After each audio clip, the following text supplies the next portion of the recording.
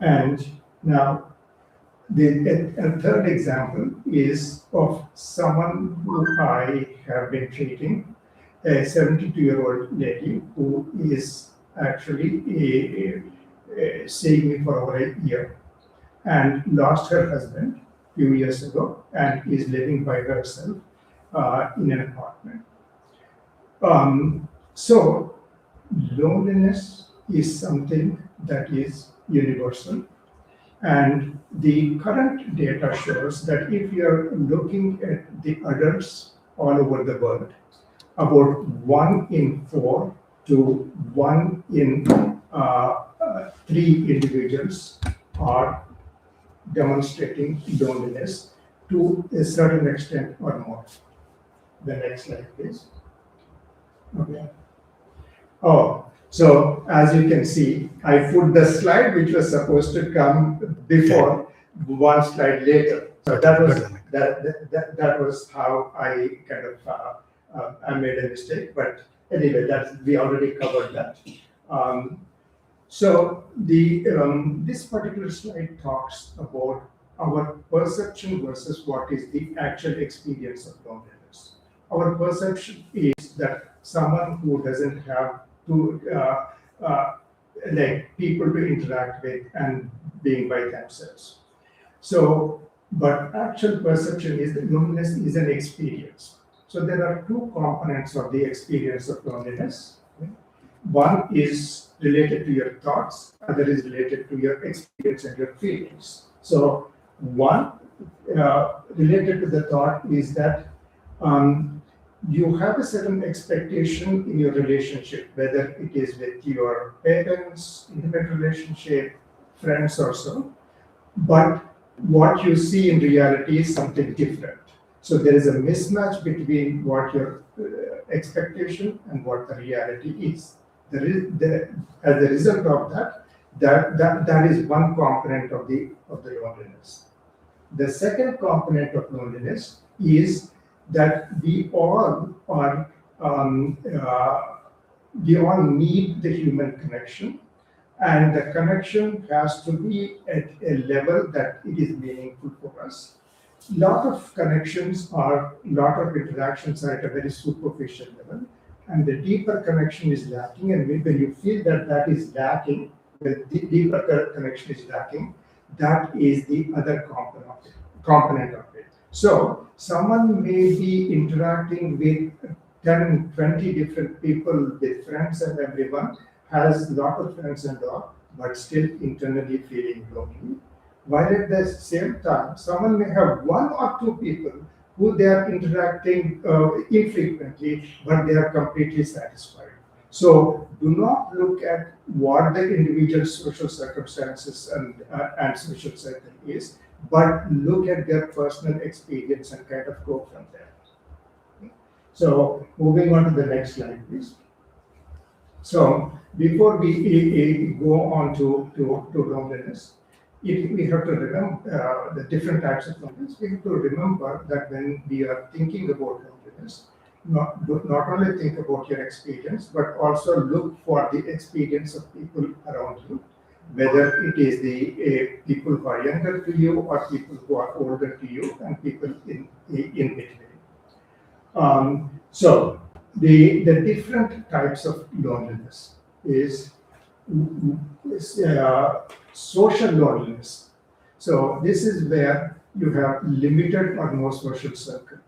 So we just talked about how the size of the social circle is not important, but at the same time, not having any social circle can be something that can be personally detrimental. Yeah. Second component of loneliness is emotional, where the relationships are there, but these are not deeper relationships. The interactions are not deeper, and they are not nurturing to you. And the third type of loneliness is where you feel disconnected with the world, with your work, and also sometimes feeling that there is a lack of meaning. So, and for each individual, it is different in terms of what type of loneliness they have. So sometimes it is important to know what that particular individual is experiencing so that you are able to better relate and help that individual. Moving to the next slide. Okay. So this next couple of slides are very interesting, and I found it to be interesting for myself because I did not look very closely at the topic of loneliness until I was preparing for it. And what you see here are the physical the physical problems that are associated with the consequences of loneliness. So going by the different systems that we have, cardiac system, what has been shown is coronary heart disease, or otherwise known as heart attacks, are one thing. Second thing is hypertension. These are the two things that are very common associated with loneliness. Now, in nervous system, what you see is individuals who are lonely are more likely to develop strokes. So you can see how serious it can be. What about endocrine system? It can make individuals have diabetes or worsen the diabetes. Then immune system, it shows that there is impaired immune functioning, leading to people becoming more susceptible to infections. Then general, we know that obesity, overweight and obesity is an epidemic in the United States, and loneliness contributes to obesity. So you can see how different things kind of work together. And people who have physical pain or from various conditions, when they are lonely, the intensity of pain is much more, and they have become much more sensitive to pain. So they try to quantify the degree of risk individuals face in terms of their physical health because of loneliness. And they came up with this number that it is like if someone is smoking 15 cigarettes every day, the kind of physical complications and life expectancy issues you would have is the same degree that would get from loneliness. And imagine we are in a digital world where we think that we are able to communicate with everyone so very freely, and in a way that it has done so. However, at the same time, people are becoming much more lonely. They are becoming kind of more distant. So this is something to kind of keep in mind. Moving on to the psychological part of it now. Okay, so we will categorize under symptoms and illnesses. So symptoms. One common thing is sleep disturbances. Loneliness is associated with sleep disturbances, number one, with low energy and suicidal thoughts. With regard to illnesses, with loneliness, you have a lot of anxiety, depression, psychotic conditions, where people are hearing voices, seeing things, or having some delusions, addictive disorders, alcohol and drug use, and finally memory problems and dementia. So you can see the variety of psychological problems combined with the variety of physical problems. And now, no wonder that the last Surgeon General of the United States, Dr. Vivek Murthy, has prepared an entire report on the impact of loneliness and what we as a community and what we as a healthcare system has to do to address this. So going on to the next slide. Okay. Now, so I wanted to add a slide particularly relating to children and adolescents, and also relating to the elderly, because there are certain issues which are slightly different in these two groups. So, for children and adolescents, we start with some of the behaviors that should alert the caregivers, including parents, that they may be very lonely. One, social withdrawal, and withdrawal from the social circle is number one, and also withdrawal from other relationships. So that will be an indication whether they may be having loneliness. Second, some self-harm behaviors such as cutting themselves. Then aggression. Now, it is very common for us to get angry when someone is angry. That is a normal response. However, if we look that under the anger, there can either be hurt, there can be loneliness, there can be sadness, or there can be fear, then it makes us better understand the root of anger, and we are able to better respond to that without us getting more angry, with more of understanding and compassion. Okay. So in addition to aggression, we have certain behaviors that are negative behaviors that they try to get attention through negative behaviors, through misbehavior and that. So that's one of the behaviors. Then obviously all this impairs the academic performance, and also it also takes away the opportunity for individuals to build the social skills that are necessary for them to engage with the world. Moving to the next slide, and shall we go to the next slide? I think there is one slide about the elder. Okay, we'll go back. Okay, yeah. So, couple of things about the elderly, and in fact, we are going to talk more about the second part. What can we do individually as families and as communities? That for elderly, there are certain special issues that are relevant for that age group.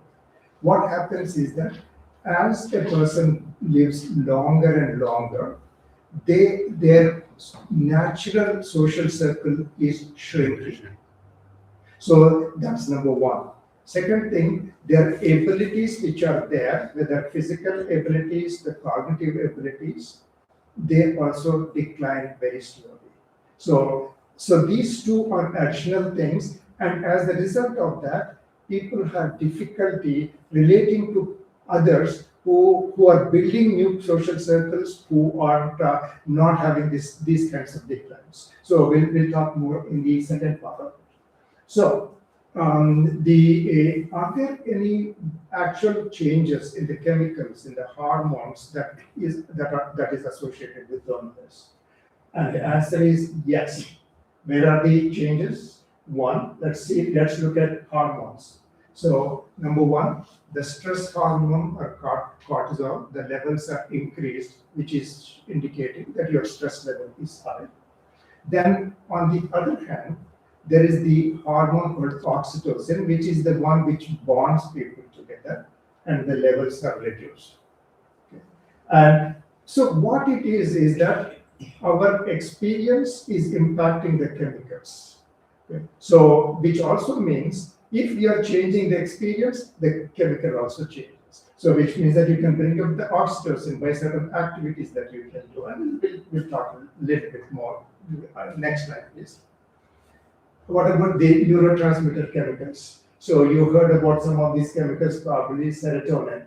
This is the chemical that is crucial for happiness, and also for what goes along with happiness. When there is happiness, we are more optimistic, right? So when the serotonin is decreased, happiness is decreased, we become less optimistic, we become more pessimistic. So reduced serotonin is one of the things associated with loneliness. Now, the second thing is that there are certain things that we enjoy doing, right? Whether it is eating a favorite food or whether it is watching a video or something like that. What is happening chemically? There is a shot of a chemical called dopamine, which is increasing in the brain, and that is making us feel good. So this is the chemical neurotransmitter for our reward system, whatever we find as reward. So if someone, this has been shown, if someone is playing, say the slot machine, and suddenly you get a bunch of points, the dopamine has surged up. Okay, and this, because that is a experience, they remember that, and even though they lose for the next 50-60 times, they are going after this hard. Okay, this is how addictions actually happen. So dopamine, so the levels of dopamine are also decreased. So what also happens is that when there is a natural tendency for the human system to seek things that are pleasurable, happy. Okay? So if you are not getting pleasure from the normal activities, so normally we should get pleasure from interaction, the things that we are doing. If you're not getting pleasure, then you get pleasure from certain other activities, like if you are overeating, something that is, or you are gambling. So these kinds of behaviors that become more pleasurable. So gradually, it's what starts as loneliness becomes more and more avoiding social interactions, because these kinds of pleasurable experiences from non positive things increases for these individuals. Um, then we talked about how people who are lonely have more sensitive to pain. How does that happen? There are certain chemicals within our system called endorphins. So whenever we hurt ourselves and all, these endorphins are released so that they modulate the pain, they decrease the pain.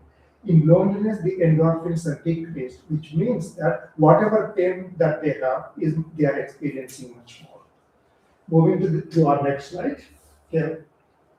So what are the other changes? These are the two other changes which are very important and general changes. So number one, overall there is low-grade inflammation in the body as well as in the brain. What does it do? It makes, we already talked about how it makes people more susceptible to infection, but it also reduces healing power, such as if there is a wound, it takes longer to heal. And with regard to the brain, there is a particular sheet called myelin sheet which covers the neurons and the axons, and the myelin sheet is damaged, which means that people's ability to think, people's ability to respond to situations can be impaired. So, all these slides so far point out to the variety of negative impacts of loneliness. Moving to the next part. So, now that we know this is the information and this is how impactful loneliness is in a negative manner, what is it? What are the action steps? Action steps can be looked at from an individual perspective for the next slide. Okay. So, first of all, addressing loneliness in oneself. Okay. So, number one thing is being able to recognize that you have this and doing something about it. What are some of the things that can be done? Okay. That remember that just like you have to put in effort for you to get anything, so also to maintain relationships, there have to be an effort that has to be put in. So you can do small things that can be done. Reach out to people who you have good relationship with. Try to set a time where you can meet. Okay, check in periodically. So that is one thing. So trying to nurture the relationships that you already have is one thing. Second thing is that expanding social circles by engaging in hobbies and interests that you like, so that you can meet with people who have similar hobbies, and that can be one way of enhancing the social circle. And if one is interested and want to do volunteer activities, that can be a good way to address this, because volunteer activities, you are engaging with people, it is meaningful, it gives a sense of accomplishment. All this help with loneliness. And the thing about engaging communities, they say that if someone is lonely, if you want to read, why don't you just go, instead of reading at home, just go to the library.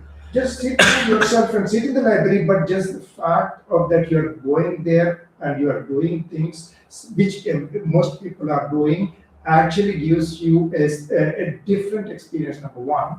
and gives you more opportunity that you are likely to have better interactions there. Okay? Now, so a nurturing relationship, expanding the circles. And the third one, be present. I think be present is very important because we are nowadays in our interactions, we are much more distracted than we have ever been. Okay? So, does anyone have a no screen time, meaning no phone, no television, no nothing, for as a family together for half an hour, 20 minutes? No. Okay. Because even when everyone is sitting together and you're having a conversation, suddenly someone gets a ping and then you want to see that, right? And it could be a very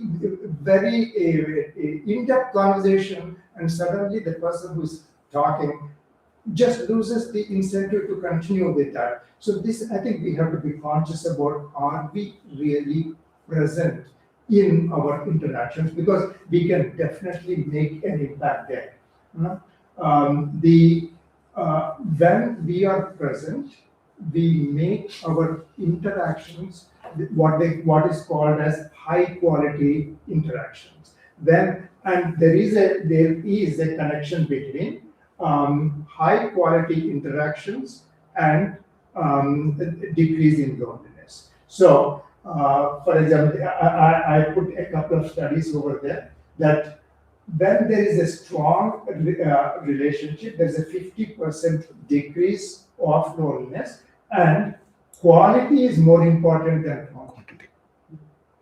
Okay, so those of us who sometimes feel, oh, I'm too busy, okay, then remember, it doesn't take a lot. It is more of a mindset and how we utilize that time.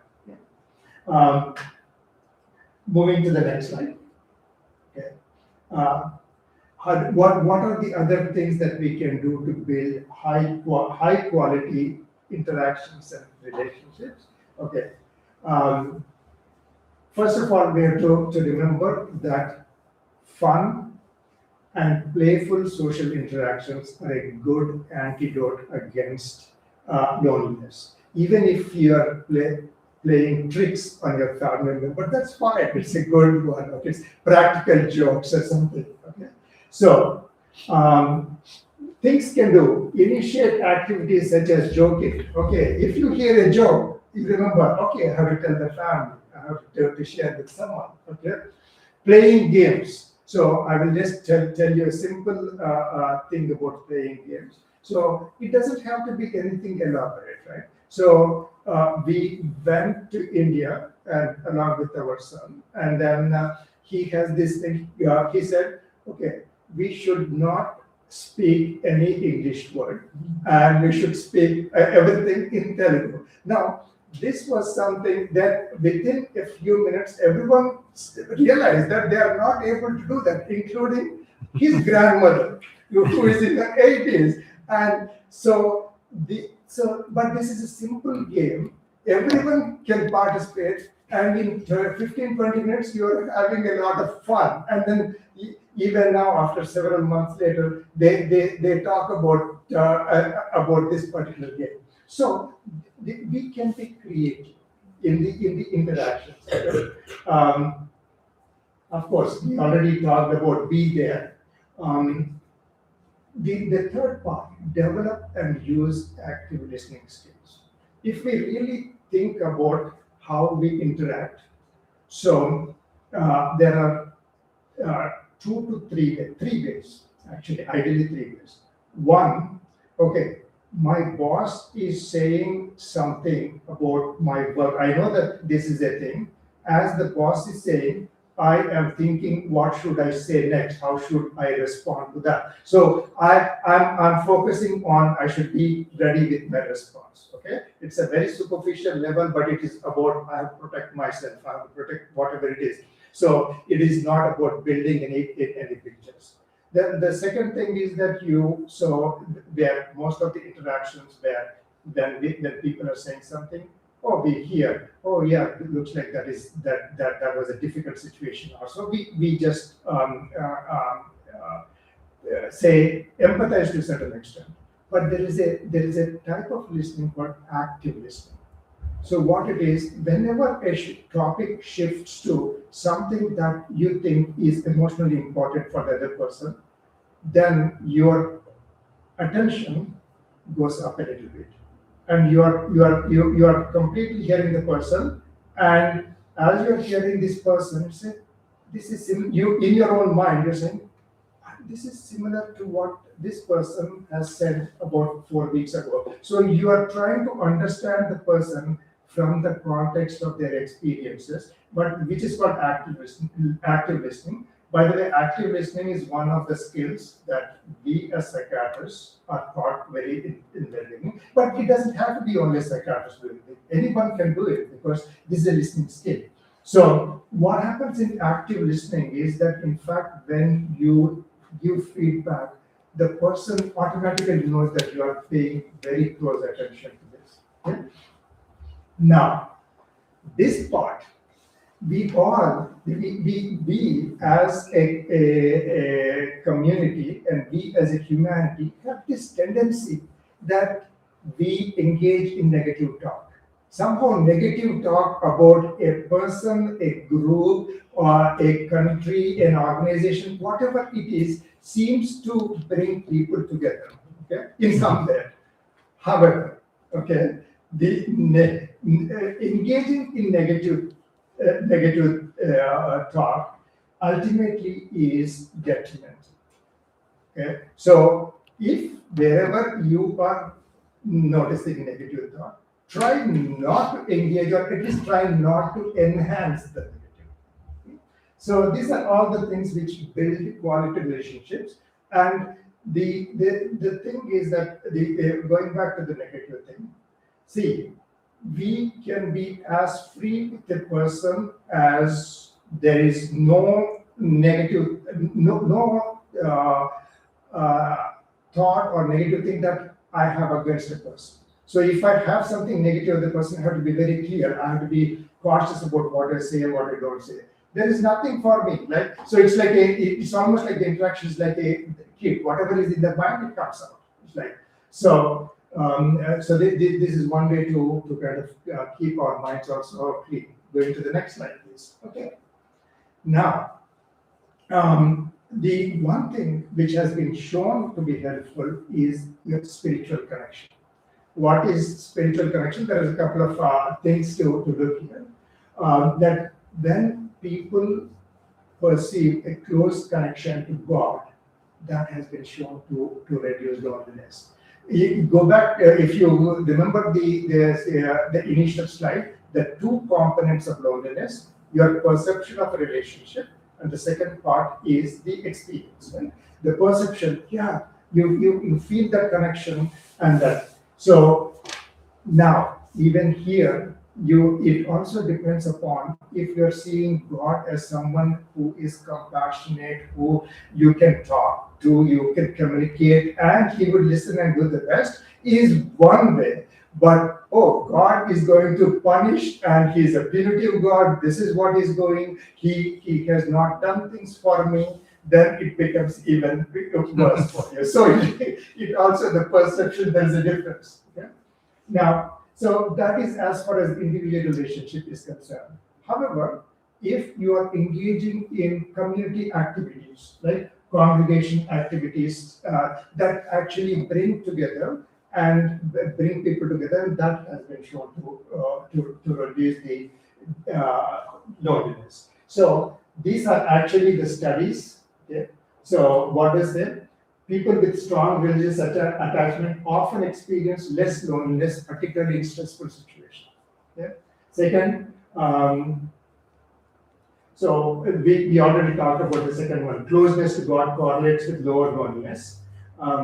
And religious coping in prayer can reduce feelings of isolation during crisis. Okay? So these are what we are talking about is actually something that is studied, which has scientific basis. Moving on to the next slide. Okay, So I just put these things over here just to know that when they are doing studies, they are actually using some rating scales. For example, the UCLA loneliness scale, it consists of 20 items. Then the next one, Bijon, is they have two one. One is 11 item and a 6 item. And there is a third scale called social emotional loneliness scale for adults, also called SELSA. What the sensor does, it breaks loneliness into social, romantic, and family domains. And finally, there can be in large surveys, they just have one single item.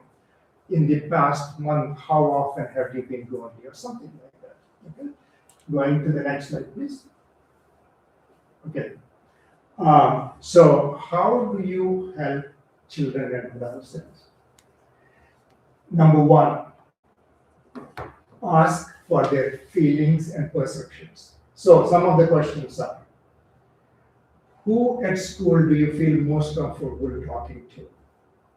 The reverse is there anyone who you feel comfortable talking to at school? Okay. When do you feel included? When do you feel left out?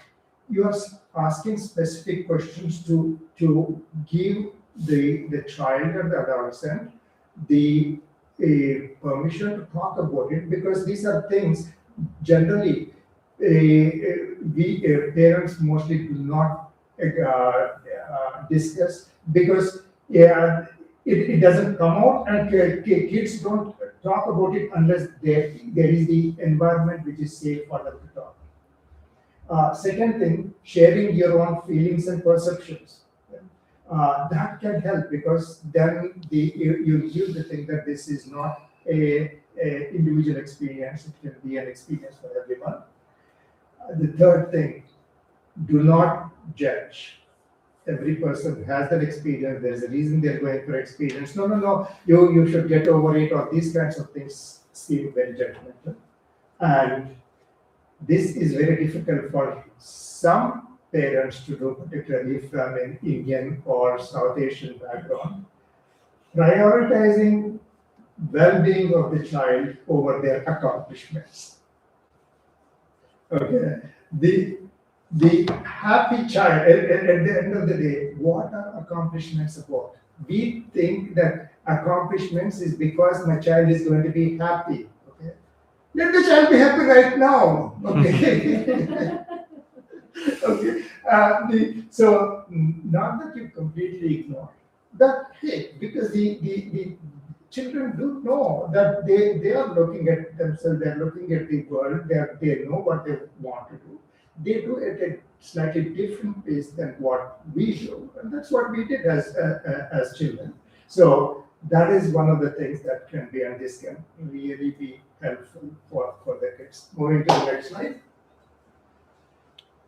What do we do for elderly? This is what I was just talking about. First of all, there is this a particular statement, and actually it comes from the Bible. It says that truth is liberating. So accept the truth that as we get older, we are going to have losses. So losses are part of life. And so acknowledge the losses, but give the individual time and space to talk, process. It takes time, because even if the loss has occurred a while ago, then it comes back sometimes. Because I think in the talk on what was it, death and dying, we talked about it. One of the things where there are different stages of dying, different stages of loss, but they don't go serially. That means there is one particular emotion which may, like sadness. Sadness may start initially. There is avoidance, then there is anger, then there is sadness, then there is acceptance. But then a person may be accepting for a little while, but suddenly a memory comes, and then the sadness comes back. So that's okay if it happens a year later, 2 years later. Just because there is an emotion, address that emotion and give the space for it to heal. That is most helpful. Then focusing, we talked about it. Quality is important. If you are able to talk to someone who is elderly, and you both of you are able to share a laugh about something funny that has happened, or something that is more important than how much of time you spend. And this part, facilitating intergenerational contact. So when there are elderly and you have younger adults and younger kids, that is very helpful for the older generation. If there are practical barriers such as lack of transportation, problems with cell phones and all, helping with technology and addressing the barriers, these are the ways in which, by simple things, we can impact their quality of life in a positive manner. Going to the next slide. Okay. So we are all coming to the summary. What is loneliness? We talked about loneliness is not what we think as an individual by themselves and there is nobody around. It is more of an experience, number one, and the experience is important. And as a person may be alone but not feeling lonely, and there might be person may be in a crowd but may be feeling very lonely. So that's very important to kind of remember. So, what are some of the core drivers of loneliness? We have talked about various things that are kind of drivers. But one important thing to kind of remember, a mismatch between the expectations and the reality drives into loneliness. So we can address it by looking at the expectations or changing the reality if we can. We talked about the impact of loneliness on the physical health, the psychological health, general well-being of the individual to the point that it can even cause some damage to the nervous system. Then what are the things that can be protective? We can, at an individual level, there are things that we can do that can protect ourselves individually from loneliness. There are things that family can do together. And of course, as a community, we can be more aware of that. And of course, we talked about a number of different practical strategies to deal with that. And to go to the next slide. The end. This is the end. Thank you very much for helping me with the slides. Thank you all for your attention. Thank you, Raju, for allowing the live stream, even though initially we had problems.